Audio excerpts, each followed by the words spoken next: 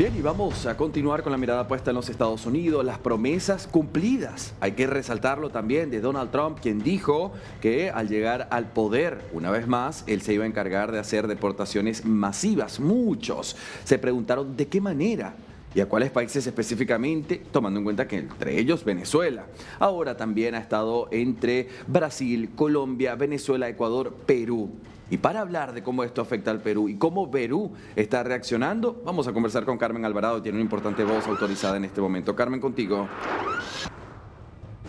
¿Cómo estás, Andy? Muy buenas noches para ti, para todo nuestro auditorio de América Latina que está enganchado con la señal de DNews a través de las pantallas de DirecTV. Yo me encuentro en estos momentos con el embajador Carlos Pareja, el embajador precisamente del Perú en Estados Unidos, el ex embajador, y que tiene de hecho una visión y nos va a dar también su comentario sobre lo que viene ocurriendo por parte de la política migratoria de Donald Trump. En la primera semana, en los primeros días, hemos visto deportaciones masivas y también el 1 de febrero llegó al grupo aéreo número 8, pues 34 connacionales. Hemos recogido también durante esta jornada muchas opiniones por parte de los familiares de algunos de los deportados y también de los pedidos que le están haciendo a Cancillería. Muchas gracias a ese ex embajador por habernos atendido y sobre todo dar sus impresiones a toda Latinoamérica. Muy buenas noches. Bueno, mucho gusto estar con ustedes. Muy buenas noches, embajador. En principio a mí me gustaría empezar con sus impresiones, digamos con su mirada, con lo que está poniendo en práctica, con lo que está materializando Donald Trump en estos primeros días, porque no solamente afecta a nuestro país, sino a toda la región. Bueno, tenemos que tener claro que él tuvo dos ejes principales en su campaña. Uno, los inmigrantes, ¿no es cierto? Los inmigrantes, sobre todo los que entran por la frontera mexicana, ¿no? Y él hablaba de delincuentes y que también esos pasos fronterizos, que es una frontera muy larga, es muy porosa, ¿no es cierto? Y por ahí también entra la droga, ¿no? Entonces uno de sus ejes de campaña era la deportación de los migrantes. Y la segunda era el tema de los aranceles, que también ya vemos que lo está aplicando, los aranceles, aplicar aranceles a los productos chinos, a los productos mexicanos y a los productos canadienses. Esos son los dos ejes de su campaña. Por tanto, desde el día que él ganó las elecciones ya sabíamos que esto iba a suceder, las deportaciones, y qué es lo que se implementó desde el primer día, porque el día que juramentó, después de la juramentación, se fue a la Casa Blanca y en el Salón Oval de la Casa Blanca firmó 25 decretos, muchos de los cuales tenían que ver con el tema de las deportaciones y de la limitación a la migración extranjera, ¿no es cierto? Embajador, ya yendo concretamente al caso de nuestros connacionales, porque lo dijo el canciller Elmer Schaller, que habían 74 connacionales listos para ser deportados, pero llegaron 34. No se sabe absolutamente nada de los demás, es decir, no hay información a profundidad. Pero más allá de eso, conversando con los familiares, y algunos incluso han sido deportados a México, no tienen dinero para volver. Y de pronto yo le pregunto, en cuanto a los fondos de repatriación, ¿habría que reformular esta situación en una cuestión, un momento, un escenario tan complejo? Porque sin lugar a dudas Donald Trump ha prometido más deportaciones express o deportaciones que si bien antes se veía, ahora todos los reflectores se han puesto porque hemos visto en todos los países cómo están llegando, incluso las imágenes de Brasil, también lo que ha ocurrido en Colombia. ¿Qué le parece a usted que tal vez se podría flexibilizar esta situación desde Cancillería? Bueno, respecto a lo primero que me dice, o sea, efectivamente antes han habido deportaciones, ya el canciller Schaller ha expresado que han habido más de 12.000 exportaciones en los últimos 4 o 5 años, ¿no es cierto? Tanto en el gobierno de Obama como en el de Trump y después en el de Biden. Pero lógicamente Trump le gusta poner muchos reflectores sobre las cosas que hace, ¿no? Y así como está poniendo reflectores sobre las deportaciones, pone reflectores sobre el tema de los aranceles, reflectores sobre el tema del Canal de Panamá, reflectores sobre el tema de Groenlandia. Entonces estamos viviendo un momento de convulsión, pero ese es el estilo Trump, ¿no? Ese es su estilo y eso no va a cambiar.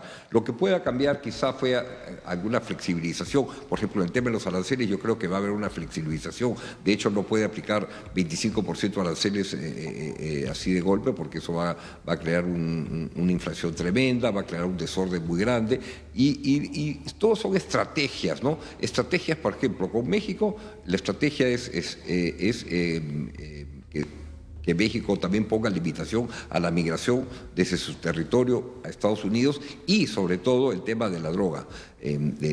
Sí, eso mire, yo lo he vivido porque yo fui embajador durante el primer gobierno de Trump y el tema, a él le preocupa mucho el tema de la droga, del fetanol en la juventud. Debemos tener en cuenta que el apoyo, digamos, masivo de Trump, lo que lo ha hecho ganar las elecciones, es todo el apoyo del centro de los Estados Unidos. Si uno ve el mapa de las elecciones, en las costas es azul, que es el color demócrata, y el rojo, que es el color de los republicanos. Todo el centro es rojo. ¿Por qué? Porque ahí lo apoya. Y ahí está la clase media americana, la clase media que cree que ya estaba un poco, digamos, decaída, pero a raíz de la pandemia y del abuso y exceso de uso de la droga, del fetanol. Entonces, esos son los ejes de su campaña y eso es lo que él quiere enfocar y por ahí vamos a tener. Entonces, yo creo que el Perú ha hecho muy bien en la Cancillería en decir, ok, vamos a aceptar a los deportados, porque ya los estábamos aceptando también. Y además, el Perú tiene que aceptar a sus conciudadanos, vengan de la forma que vengan, tiene que aceptar que regresen, que se puedan ser repatriados sus ciudadanos a reunirse con sus familias. Claro que es dramático, ¿no? Porque muchos de estas personas van a dejar a familiares allá, incluso pueden dejar hijos que ya son americanos, porque la Constitución americana establece que los hijos extranjeros nacidos en territorio americano son norteamericanos. Entonces esos chicos, claro, van a poder gozar, o quizá ya son adolescentes o grandes, depende de la edad del deportado, pero claro, es traumático, son familias quebradas, pueden dejar a la esposa, la esposa al esposo, a los hijos, al abuelo, y además el proceso de deportación es que te toman y te meten a un centro de detención y te dan 3 posibilidades de llamar, ¿no es cierto? Al familiar, al abogado y al consulado, quizá. Por eso que las recomendaciones que ha hecho la Cancillería es memoricen esos teléfonos porque no te van a dejar llamar más y te van a quitar tu teléfono. Y cuando te deportan, te van a deportar con lo que tienes a mano, ¿no? Entonces es muy traumático, no te puedes despedir, no has tomado las previsiones, por eso las personas que están de manera irregular en los Estados Unidos deben estar pasando momentos muy duros y yo les expreso mi solidaridad, ¿no? Porque... Y ahora, mi pregunta es, ¿qué pasa con aquellos peruanos que han sido deportados a México, como el caso que les comentaba, y las familias no tienen recursos, y lo que le dice el gobierno mexicano es que le dan la posibilidad de seguir hasta Guatemala en bus, pero ni siquiera tienen dinero para repatriarse, es decir, para llegar a su lugar de origen? Bueno, yo creo que ahí sí se podría hacer un esfuerzo, ¿no? Quizás la Cancillería podría hacer este esfuerzo individual. No se puede hacer un esfuerzo para todos, pero sí, en este caso, si es una persona joven y yo creo que sí se podría hacer ese esfuerzo, ¿no?